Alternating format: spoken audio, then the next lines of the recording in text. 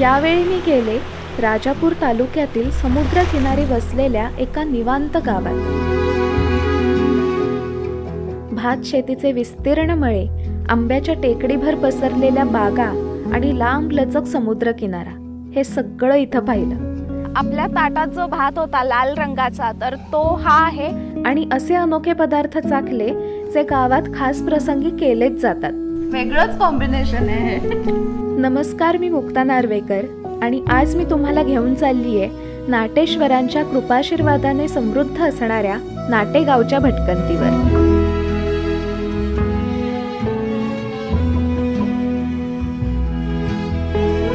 ही भटकंती करण्यासाठी माझा मुक्काम होता आंब्याच्या बागेत विसावलेल्या गणेश ॲग्रो टुरिझममध्ये. रहदारी गजबजाटापासून दूर असं हे शांत ठिकाणे. इथली माझी सकाळ काहीशी अशी होती.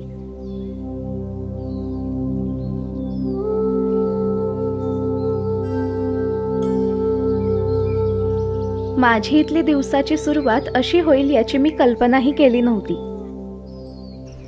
तुम्ही म्हणाल की ही सकाळी लवकर कुठल्या जिन्यावरून चढून आली आहे वरती, तर इथे ना मचाण आहे. तर या मचाणीवरून सूर्योदय आणि सूर्यास्त दोन्ही अप्रतिम दिसतात. तर सूर्योदय बघायला मी आत्ता आली आहे आणि माझ्यासमोर खूप सुंदर दृश्य दिसतंय. आता इकडे सूर्य उगवेलच, पण तिकडे ना चंद्र अजूनही असा ठशीव दिसतोय. कोजागिरी होऊन 2 दिवसच झाले, त्यामुळे चंद्र असा खूप सुंदर दिसतोय. त्यामुळं हा क्षण मला आता बघायला मिळणार आहे. म्हणजे इकडे सूर्योदय होतोय आणि इकडे चंद्राचा अस्त होतोय. हा सुंदर अनुभव घेता येतोय कारण ही मचाण अशी उंच टेकडीवर बांधली आहे. खूप लांब पल्ल्यापर्यंतची दृश्य इथून दिसतात.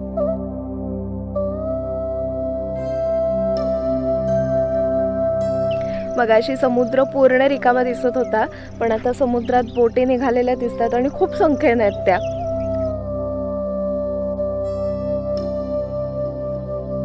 नंतर दुसऱ्या बाजूला उभी राहिले तर जैतापूरच्या पुलाची खाडीची सुंदर दृश्य दिसत होती.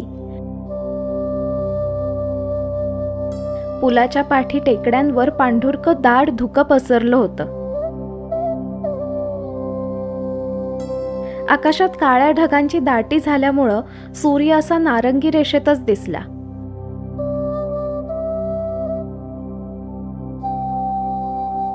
अशा या मचाणीकडे स्टेपासून चालत येता येतं, पण मी गाडीने मिनिटभरात इथं पोहोचले.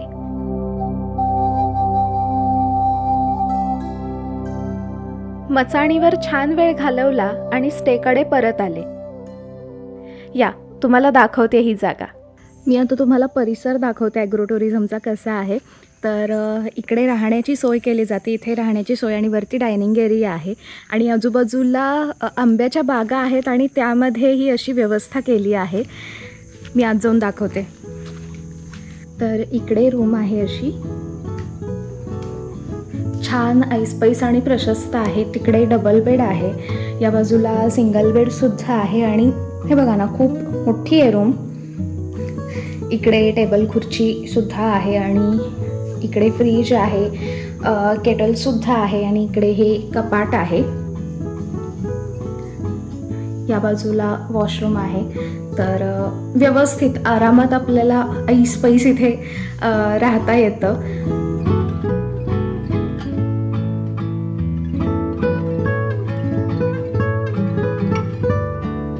अशा एकूण 4 रूम्स आहेत. मोठं कुटुंब असेल तरी आरामात एकत्र राहण्याचा आनंद इथं घेता येईल. रूमच्या बाजूला शेणानं सारवलेली अशी मोठी पडवी आहे.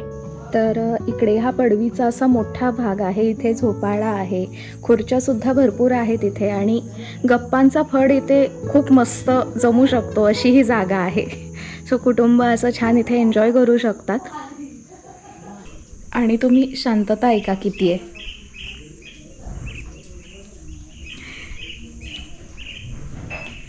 आणि इकडेही झोपाळा आहे असा छान. आणि या बाजूला इकडे स्विमिंग पूल सुद्धा आहे.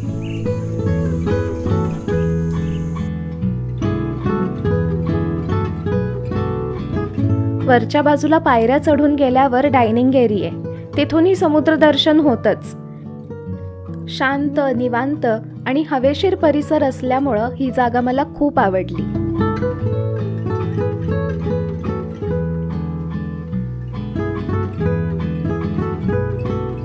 नाश्त्याची वेळ झाली आहे आणि नाश्त्याला माझा अत्यंत आवडीचा पदार्थ आहे तो म्हणजे दडपे पोहे. आणि ते इतकं सगळं टेम्पटिंग दिसतंय ना, म्हणजे त्यामध्ये डाळिंबाचे दाणे आहेत, खूप सारे शेंगदाणेसुद्धा आहेत, त्याच्यावरती सांडगी मिरची आहे, पेरूची फोड आहे आणि सोबत उकडांबा आहे, काकडीचं लोणचं आहे आणि पापडसुद्धा आहे. तर मस्त मी दडपे पोहे एन्जॉय करणार आहे. किती म्हणजे खरंच खूप टेम्पटिंग दिसते, मी कंट्रोलच नाही करू शकत आहे स्वतःला.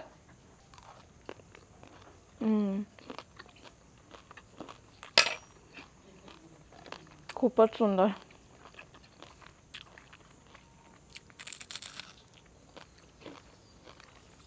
मजा आली. खाताना खोबऱ्याची चव, डाळिंबाच्या दाण्याचा आंबटगोड ताजेपणा, शेंगदाण्याचा खमंगपणा याने मजा येत होती.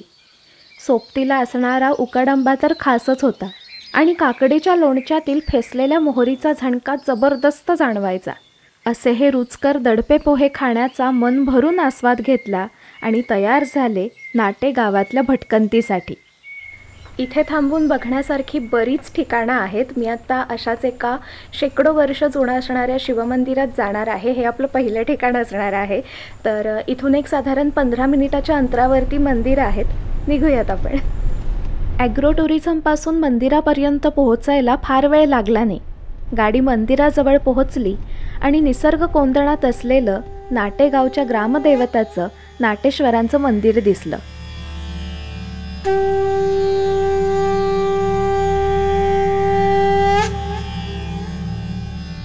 मंदिराच्या आजूबाजूला भरपूर वृक्षराजी आहे. हिरवागार असा सभोवतालचा परिसर आहे. अशा वातावरणात हे प्रशस्त कौलारू मंदिर आहे.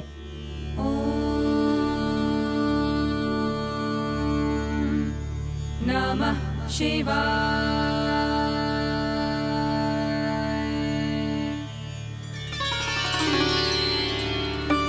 गाभाऱ्यात महादेवाची पिंडी होती.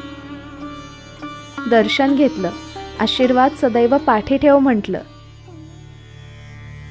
मी आता पोहोचली आहे नाटेश्वर मंदिरामध्ये. अतिशय सुंदर मंदिर आहे आणि जागृत देवस्थान आहे हे.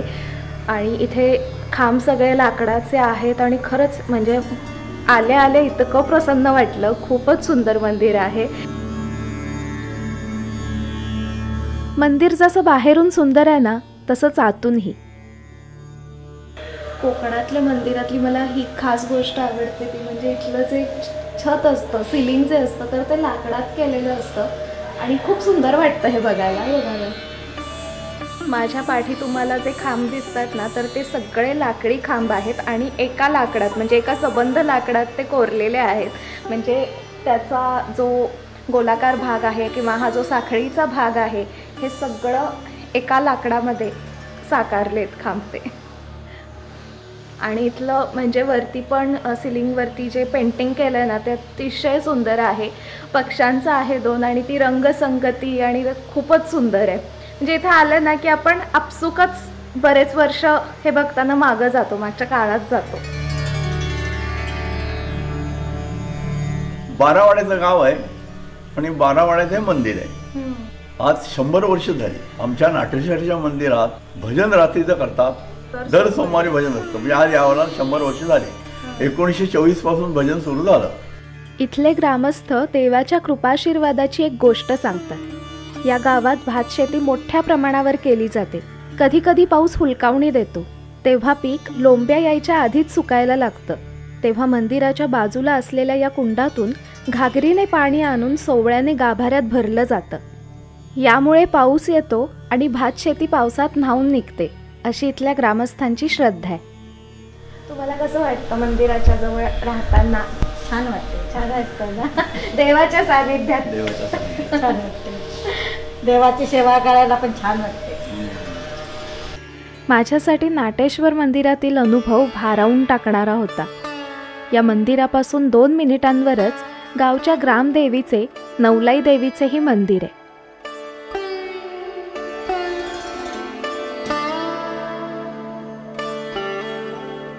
मी आता पोचली आहे नवलाई देवीच्या मंदिरामध्ये. नवलाई देवी ही नाटेगावाची ग्रामदेवी आहे आणि तिचं हे असं प्रशस्त मोठं असं मंदिर आहे. मी आता दर्शन घेते देवीचं. नवरात्रात इथे खूप मोठा उत्सव साजरा केला जातो. म्हणजे 9 दिवस जितकी माणसं येतील तितक्या लोकांसाठी महाप्रसादाचं आयोजन असतं. तर इतकं मोठं हे प्रस्थ आहे. तर मी आता देवीचं दर्शन घेते. आतमध्ये नवलाई देवी विराजमान होती. फुलांनी हारांनी तिची पूजा केली होती. प्रसन्न वाटलं अगदी तिला पाहून. तिच्या बाजूला रवळनाथ आणि निनाई देवीही विराजमान आहेत. दोन्ही मंदिरात फार सुरेख वेळ गेला. चित्त शांत झालं होतं. आजची सकाळची भटकंती चैतन्यमय होती.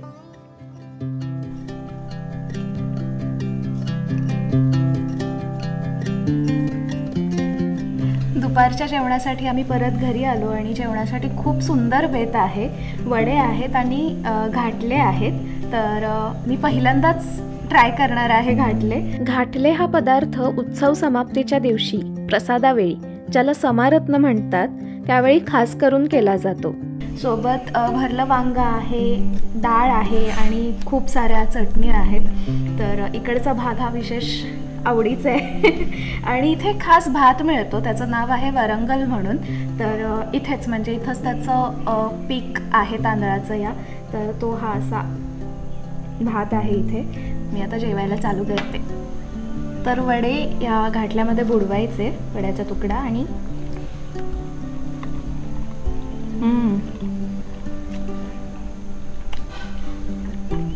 वेगळंच कॉम्बिनेशन आहे. तर हे नारळाच्या दुधाची टेस्ट येते त्यामध्ये आणि तांदळाचं पीठ आहे आणि गोड आहे ते चवीला. खिरीसारखं वाटलं मला. खूप यम्मी. पोटभर जेवणाचा आस्वाद घेतला.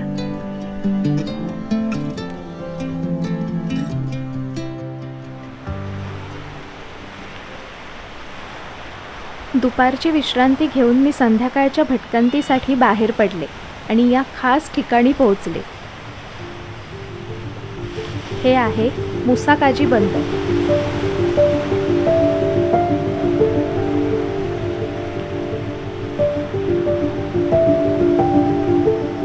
आता मी पोहोचली आहे मुसाकाजी बंदरावरती. हे एक जुनं बंदर आहे. म्हणजे पूर्वीच्या काळी मुंबई गोवा अशी प्रवासी वाहतूक व्हायची बोटीतून. तर त्यावेळेस हा एक स्टॉप असायचा. तर लांब कुठेतरी मोठं जहाज लागायचं आणि मग छोट्या छोट्या बोटीतून लोक या बंदरावरती उतरायची आणि मग आपल्या गावाला जायचेत. आणि हे अंधारात बरेचदा रात्री त्यांचा प्रवास व्हायचा. तर असं हे बंदर आहे.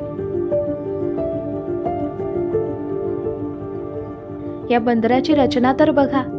बाजूच्या हिरव्यागार टेकड्यांच्या मध्ये हे बंदर दडले. या टेकडीच्या पलीकडे समुद्र आहे.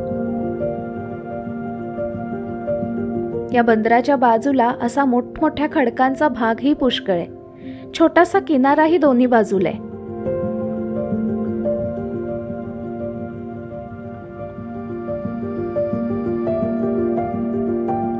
खरं तर या बाजूला तुम्हाला जे ओपनिंग दिसतंय ना, तिकडे समुद्र आहे आणि हे जे आहे हे सगळं बॅकवॉटर आहे. पण त्याचं स्वरूप थोडंसं समुद्रासारखंच दिसतंय. तर तिथे हे मुसाकाजीचं बंदर आहे आणि तिकडे तुम्हाला ओपनिंग दिसते त्या बाजूला. तर तिकडे जे पाणी गेले तर ते राजापूरकडे जातं. म्हणजे जुन्या काळात जी बंदरं लागायची, जहाजं जी जायची ती राजापूर बंदराकडे, ती या वाटेने जायची. मुसाकाजी बंदरावरती खूप सुंदर वेळ गेला आणि खरंच मी कल्पना करत होते की तिकडे ती जहाजं आहेत आणि मी खरंच त्या काळात गेले होते. तर म्हणजे ठिकाणांविषयी जाणून घेतलं ना की ते ठिकाण अशा पद्धतीने वेगळ्या काळातलंही आपल्याला वर्तमानात बघता येतं. तर आता आम्ही मुसाकाजी बंदरावरून जाणार आहोत गोडेवण्याच्या किनाऱ्यावरती. तो सुद्धा खूप सुंदर आहे आणि तिथे सुद्धा एक खास गोष्ट आपल्याला बघायला मिळणार आहे. मुसाकाजी बंदर ते गोडवणे किनारा हे अंतर साधारण 15 ते 20 मिनिटांचे.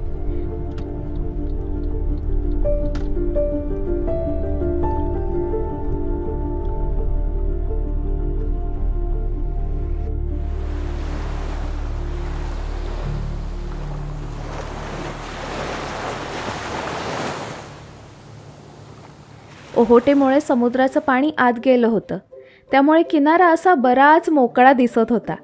सोनेरी वाळूचा मोठा चंद्राकृती असा किनारा, चालतच राहावं असा.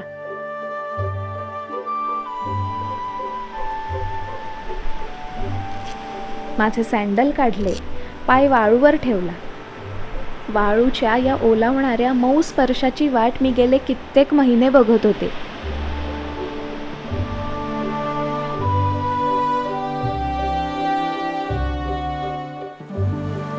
आणि जेव्हा लाटा पायाला स्पर्शून गेल्या तेव्हा सगळा शिणवटाच निघून गेला, मन आनंदून गेलं. तर मी आता आली आहे गोडिवण्याच्या किनाऱ्यावरती आणि इथे आम्ही फक्त 3 जण आहोत. मी, गणेश दादा आणि रोहित. बाकी सगळा किनारा रिकामा आहे.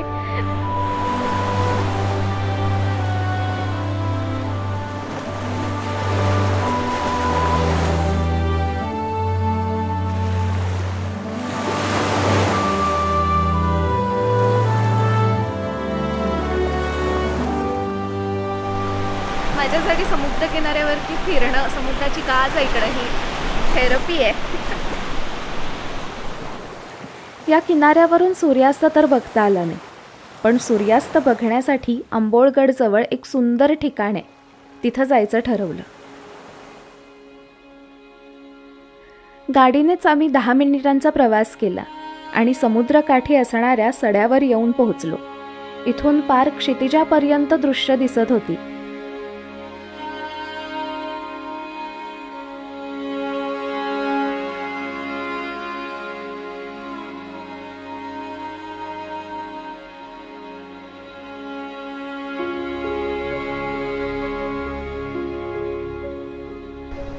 आम्ही आता आंबोळगडमधल्या एका अतिशय सुंदर, म्हणजे ज्या ठिकाणी तुम्ही यायलाच पाहिजे अशा पॉईंटवरती आलो आहोत. आम्ही एका कड्यावरती आहोत आणि इथून समोर असा अथांग समुद्र दिसतोय. आणि विशेष म्हणजे इतका छान सूर्यास्त बघायचं भाग्य मला मिळालं खरं. खूप सुंदर सूर्यास्त होतोय समोर.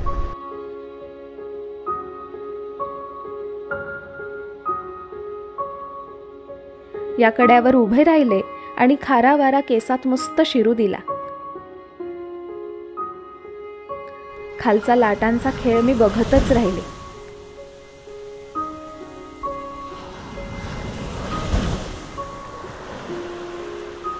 समुद्रावर स्वार झालेल्या होड्यांची दृश्य तर काय अफलातून दिसत होती.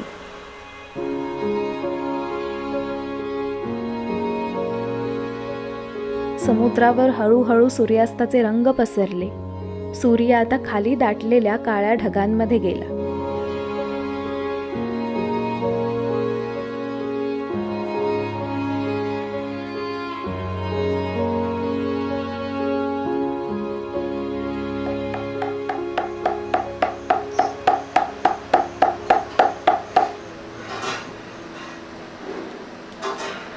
रात्री परत आले तर जेवणाची तयारी सुरू होती. रात्रीही जेवणासाठी खास बेत होता.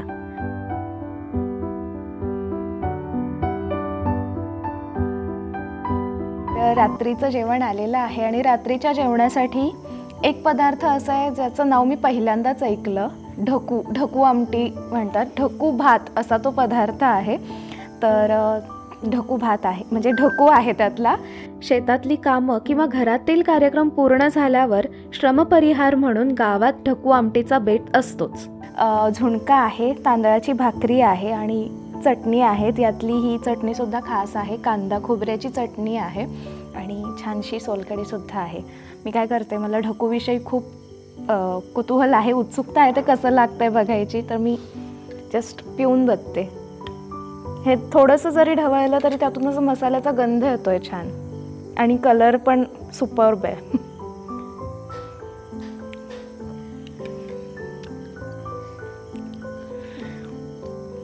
खूप सुंदर आहे. खूप सुंदर आहे. म्हणजे मसाल्यांची अशी सिम्फनी चालू होते आपल्या जिभेवरती. इतकं भारी आहे आणि हे भाताबरोबर अतिशय अप्रतिम लागणार आहे. मसाले, कांदा, खोबरं खमंग भाजून त्याचं वाटण करतात आणि हे वाटण आमटीला लावलं जातं. त्यामुळे अशी छान मसाल्याचा झणका देणारी तर्री आलेली असते.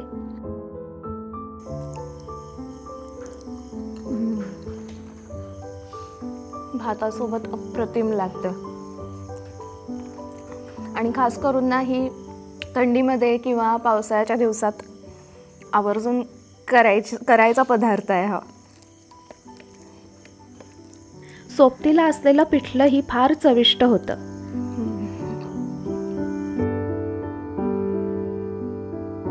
रात्री जेवणाचा असा छान आस्वाद घेतला.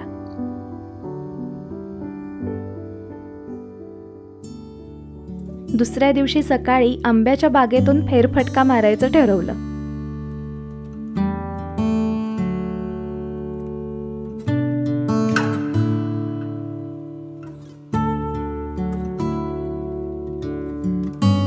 आंब्याची बाग सकाळच्या कोवळ्या कोवळ्या प्रकाशात न्हाऊन निघत होती.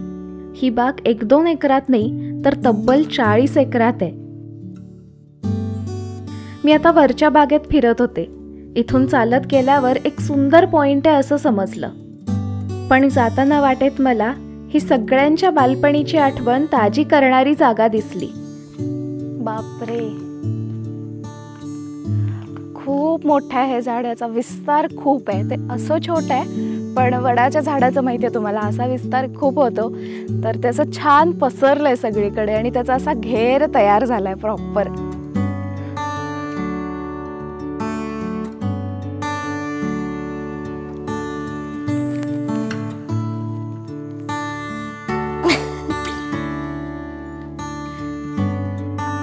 या वडाच्या जवळच तो सुंदर पॉइंट होता.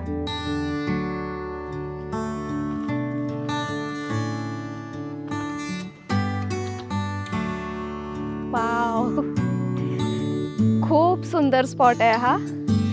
इकडे सगळी आंब्याची बाग आहे, त्याच्या पुढे नारळाची झाडं आहेत आणि तिकडे सगळी पाणथळ जमीन आहे आणि त्या बाजूला भाताची शेती आता तयार झालेली दिसतीये आणि पलीकडे पूर्ण हिरवाई आहे. परत असाच डोंगर आहे.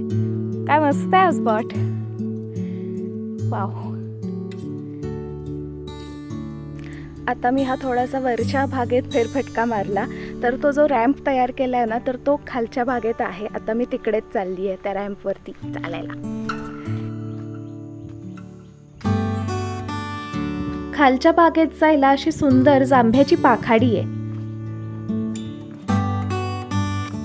तर अशा पायऱ्या उतरून मी आता आंब्याच्या बागेमध्ये आली आहे. बघा, चारी बाजूला आंब्याची झाड आहेत माझ्या.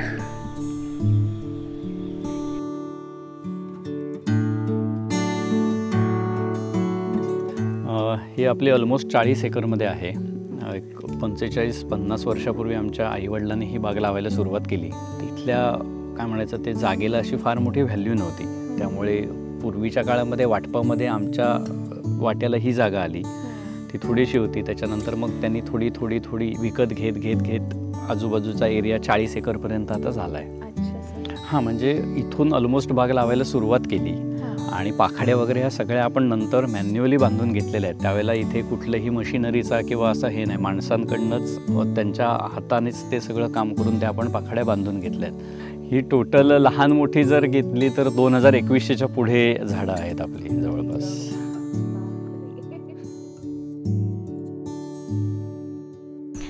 इथे ना अर्ध्या ते पाऊण तासाच्या अंतरावरती सुद्धा अतिशय सुंदर म्हणजे बघण्यासारखी ठिकाणं आहेत. मी आत्ता अशाच एका गावामध्ये चालली आहे जिथे कैक वर्ष जुनं मंदिर आहे. खूप सुंदर आहे ते मंदिर. तिथला परिसर अतिशय सुंदर आहे. तर ते मंदिर बघायला मी आता निघाली आहे. पण जायच्या आधी मी आता करणार आहे नाश्ता.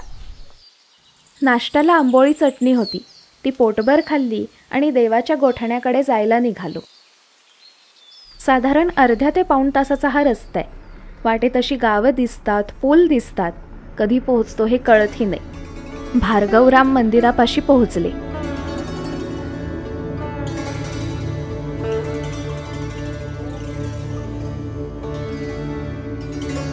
जांभ्याची तटबंदी असलेलं अष्टकोनी शिखर असणारं हे प्रशस्त मंदिर पाहता क्षणीच भारावून जायला होतं.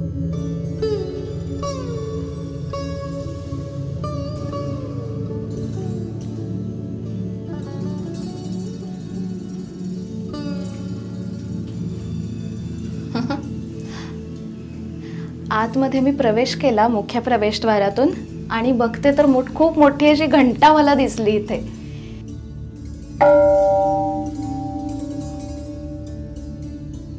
दीड टन वजनाची ही घंटा आहे. चिमाजी आप्पांनी पोर्तुगीजांचा पराभव करून वसई जिंकली तेव्हा चर्चमधील काही घंटा मंदिरांना दिल्या होत्या. ही त्यातली एक आहे अशी माहिती मिळाली.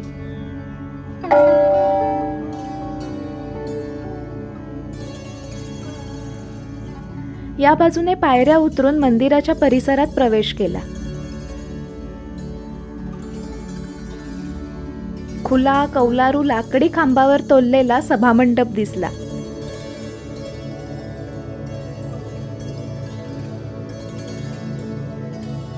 हा आहे भार्गवराम मंदिराचा सभामंडप. ज्यावेळेस मी सभामंडपात आले त्यावेळेस माझं लक्ष खांबांकडे गेलं आणि असं म्हणजे हे खांब लाकडी आहेत पण मला ते वाटले नाहीत लाकडाचे खांब आहेत, असे सिमेंटचे किंवा असे असतील असं वाटलं. पण हे लाकडाचे खांब आहेत आणि यावरचं डिटेलिंग खूप सुंदर आहे आणि जी रंगसंगती आहे ती सुद्धा कमाल केली आहे. एक असं काय म्हणायचं सौंदर्य प्राप्त झालं त्याच्यामुळे मंदिराला. खूप सुंदर आहे ते. सभामंडपातून आत गेले तेव्हा भिंत ही पौराणिक चित्रांनी सजली होती.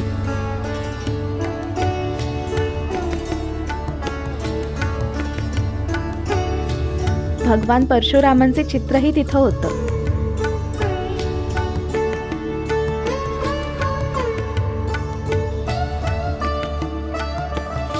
मनोभावे दर्शन घेतलं. इथली परशुरामांची मूर्ती खूप खास आहे. डाव्या हाताच्या बगलेत परशु धरलाय बघा आणि नमस्कार मुद्रेत ही मूर्ती आहे. तिथंच उजवीकडे गोवर्धनेश्वराची पिंडी आहे. या मंदिराचा जीर्णोद्धार केला ब्रह्मेंद्र स्वामी यांनी. ते गोठणे गावात वास्तव्यास आले तेव्हा श्रीमंत थोरले बाजीराव पेशवे यांनी हे गोठणे गाव ब्रह्मेंद्र स्वामींना इनाम म्हणून दिलं. तेव्हा त्यांनी या मंदिराचा जीर्णोद्धार केला अशी माहिती मिळाली. असे हे देवासाठी इनाम म्हणून मिळालेल्या देवाच्या गोठण्यातील भार्गवराम मंदिर.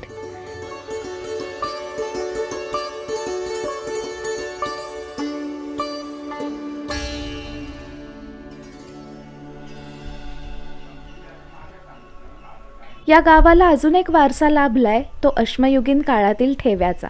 तो बघायला आम्ही गावाची पाखाडी चढायला सुरुवात केली. आम्ही आता मंदिराच्या इथून पुढे निघालो आहोत कातळ शिल्प बघायला. तर मंदिराच्या मागे गावातूनच अशी पाखाडी जाते. तर ती पाखाडी चालून वरती पठारावर जायचं सड्यावरती आणि मग तिथे ते कातळ शिल्प आहे.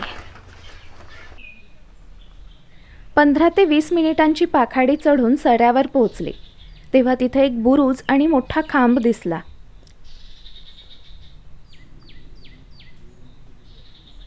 पूर्वीच्या काळी मुसागाजी बंदर जे आपण मगाशी बघितलं तर त्या मुसागाजी बंदरवरनं बोटीने प्रवास करून मुंबईवरनं वगैरे लोक ज्या वेळेला इथे गावाला यायचे तर त्या प्रवास करून येताना त्यांच्या डोक्यावरती मोठी सामानाची ट्रंक असायची किंवा इथे लोकल गावामध्ये ज्यावेळेला जिन्नस भरायचे असायचे त्यावेळेला धान्याचं पोतं वगैरे त्याच्यावरती असं एक मोठं असायचं 50 किलो किंवा पूर्वीच्या काळी 100 किलोची पोती असायची. मग ह्या कातळावरनं जर समजा चालत आलं तर नेमकं खाली उतरायची आपली पाखाडी कुठली आहे तर ते कळण्यासाठी म्हणून ही निशाणकाठी उभी केलेली होती की ते निशाण धरून. पूर्वी ती लाकडाची होती. आता ही गेल्या वर्षी इथे वेगळा बार बसवण्यात आला लोखंडी पण त्याच्या आधी तो इथे एक निशाण किंवा ह्या इथून आपल्याला खाली उतरायचं आहे त्याच्यासाठी ती काठी होती. आणि हे जे आपल्या मागे दिसतंय तर जनरली ह्या इथे अशा जागेच्या हद्दीच्या खुणा असायच्या पण ही ती तशी नसून डोक्यावरनं घेऊन आलेलं एखादं सामानाचं पोतं असायचं. तर चालत येणारा माणूस एकटा असेल तर त्याला ते उतरून जर त्याने खाली ठेवलं तर ते पुन्हा पोतं डोक्यावरती किंवा खांद्यावरती घेणं शक्य नसायचं. म्हणून मग तो चालत येणारा माणूस असायचा तर तो विश्रांती घेण्यासाठी ते पोतं ह्याच्यावरती ठेवायचा. त्यावेळेसच्या लोकांची उंची वगैरे पण जास्त असायची. आत्तासारखी आत्ता थोडी आपली कमी झाली उंची तर त्यामुळे ते ह्याच्यावरती पोतं व्यवस्थित ठेवलं जायचं. माणूस विश्रांती घ्यायचा आणि परत इथून पोतं घेऊन ही पाखाडी उतरून खाली जायचा. हे बघून पुढे कातळ शिल्पाकडे जायला निघालो. इथं बघितलं ना आजूबाजूला कमरे एवढं गवत वाढलंय आणि अशा याच्यामध्ये ते कातळ शिल्प आहे पण ते ओळखता येतं कारण तिथे समोर झेंडा लावलाय तर तिथं जायचंय आहे जवळच आहे. आता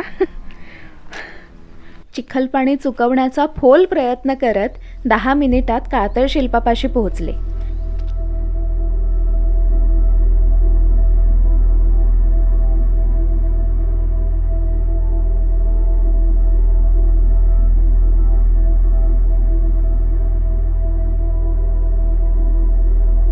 साधारण माणसा एवढी उंची असणारी मानवी आकृती कातळात साकारली होती. आता इथे एक वेगळीच गोष्टही घडते. कोणती ती गणेशदादांनी सांगितली. जे आपल्या इथे दिसतंय हा पूर्वीच्या काळापासून ह्याला रावणाचा कातळ असं म्हटलं जातं. तर त्या रावणाचा कातळ का म्हटलं जातं, कारण पूर्वीच्या लोकांना काहीतरी त्याच्याबद्दलची बेसिक माहिती असेल. पण इथे काही थोडक्यात रावण म्हणजे वाईट शक्ती असं जुन्या काळांपासून आपल्याकडे संबोधलं जातं. तर इथे ज्यावेळेला ही कातळ शिल्प आले आणि ते रिसबूड आणि मराठे वगैरे ज्यावेळेला आले आणि इथे ज्यावेळेला डायमेन्शन्स आणि ह्या सगळ्याचा ज्यावेळेला अभ्यास करायला सुरुवात केली, त्यावेळेला त्यांच्या लक्षात असं आलं की त्याच्यामध्ये इथे मॅग्नेटिक फील्ड आहे.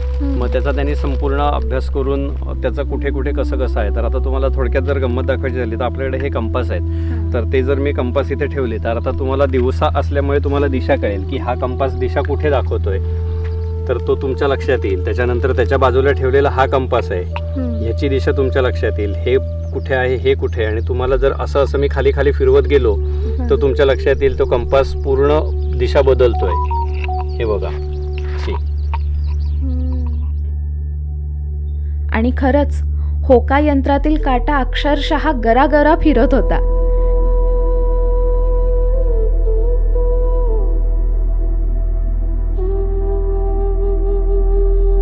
तर हे जे होका यंत्र आहे ना, तर ते या आकृतीपासून थोडं लांब घेतलं असं या बाजूला, तर ते बरोबर उत्तर दिशा दाखवतं. जी इकडे आहे उत्तर दिशा ते व्यवस्थित दाखवतं. पण जसं जसं आपण त्या आकृतीच्या जवळ आणू ना, म्हणजे इथे इथे हे बघा, तर ते पूर्ण दिशाहीन झालंय. आता ते नॉर्थ इकडे दाखवतंय उत्तर दिशा. तो आणि हे एक होका यंत्र नाही, आम्ही 3-4 आणली आहेत होका यंत्र. सगळ्याच्या बाबतीत सेमच होतंय. या एवढ्या परिघात असलेल्या चुंबकीय लहरींमुळं होका यंत्र दिशा चुकीची दाखवतं. चुंबकीय विस्थापन असलेली ही जगातील दुर्मिळ जागा आहे. या स्थळाचा युनेस्कोने जागतिक वारसा स्थळांच्या तात्पुरत्या यादीत समावेश केलाय. खरंच अचंबित करणारं हे ठिकाण आहे.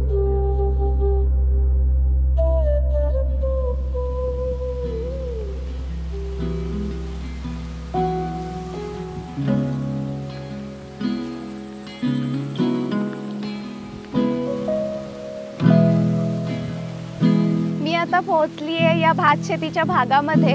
तिकडून वरून जो आपण भातशेतीचा पॅच बघितला होता ना, तर तो हा आहे. आणि आत्ता भाताच्या लोंब्या आलेत, म्हणजे भात कापणीला तयार झालाय. हे बघा, माझ्या आजूबाजूला एकाच प्रकारचा भात नाहीये, तर 7 प्रकारचे भात माझ्या भोवताली आहेत.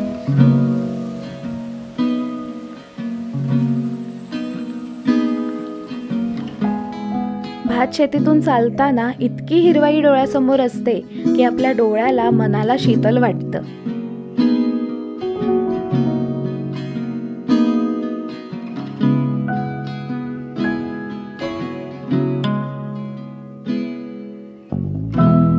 मी आता या भात शेतीच्या पॅच मधून चालतीये ना, तर मला एक गोष्ट लक्षात आली की आपण प्रवास करायचो तर सहसा गावातून जाताना वगैरे आपल्याला दिसायचं की आजूबाजूला भात शेती आहे किंवा असं हिरवंगार गवत आपल्या सभोवताली आहे.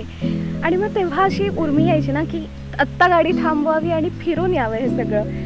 आणि आपण शहरात राहतो, आपल्याला हा एक्सपिरियन्स म्हणजे रेअरली मिळतो.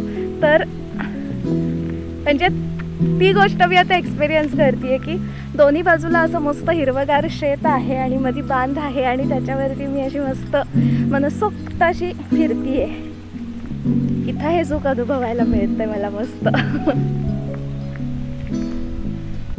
आपल्या ताटात जो भात होता लाल रंगाचा, तर तो हा आहे वरंगल भात. आणि त्याची उंची बघा केवढी मोठी आहे, माझ्यापेक्षा उंच आहे तो आता. आणि चवीला तर तो कमाल आहेच. आणि त्याचं हे सगळी शेती आहे, वरंगलची भात शेती आहे ही. इथे पाणथळ भाग जवळ असल्यामुळे पक्षीही भरपूर दिसतात.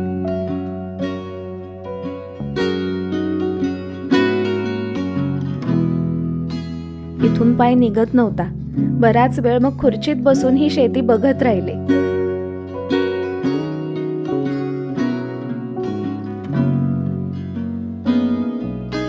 संध्याकाळ मात्र ॲग्रो टुरिझमवर परत येऊन मचाणीवर घालवली आणि असा अप्रतिम सूर्यास्त बघितला.